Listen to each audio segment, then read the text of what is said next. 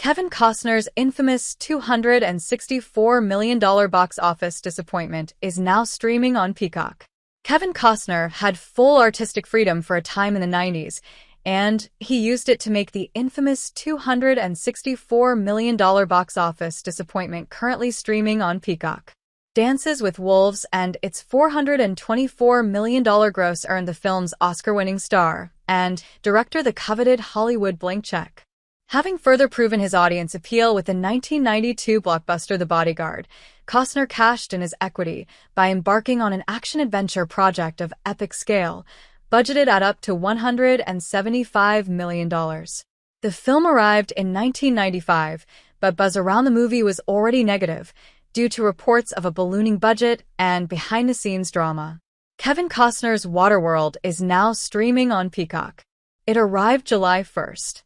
Critical pans also contributed to the bad buzz around Waterworld, the $264 million box office disappointment now streaming on Peacock. Universal reportedly spent upwards of $235 million on the movie, once marketing and distribution costs were factored in, and it only found its way to profitability thanks to home video sales. 30 years after Waterworld put a dent in Universal's bottom line, while altering Costner's career narrative in the process, Peacock subscribers can stream the infamous bomb, which arrived on the service July 1st. Why you should watch Waterworld. The epic movie is ripe for rediscovery. Waterworld currently sits at 45% on Rotten Tomatoes, indicating a negative critical consensus.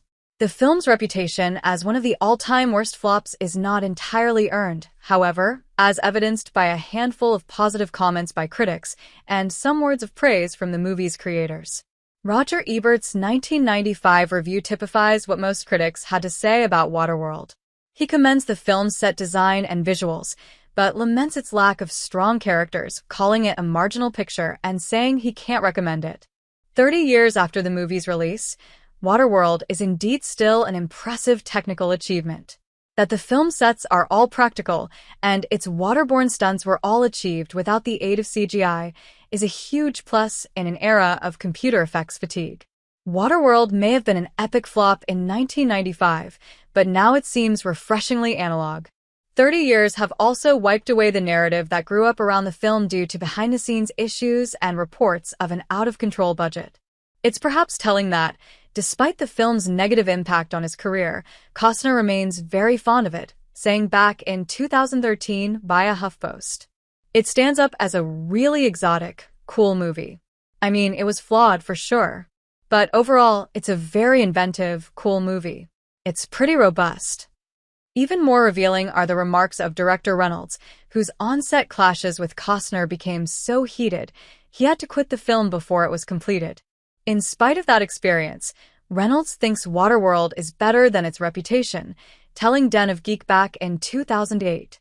"I think, yeah, it certainly got its faults, but I think, on another level, I think it works quite well compared to some of the other big films."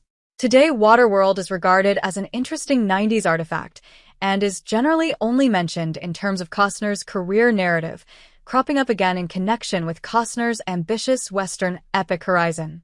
Costner and Reynolds both accused critics of lining up to crush Waterworld when it came out, and perhaps some were motivated by wanting to knock the pair from their pedestals, but none of that matters to Peacock subscribers looking for an intriguing, epic movie in 2025. Some might be motivated to watch Waterworld precisely because of its reputation as a historic bomb, and may be pleasantly surprised to find that it's long been underrated.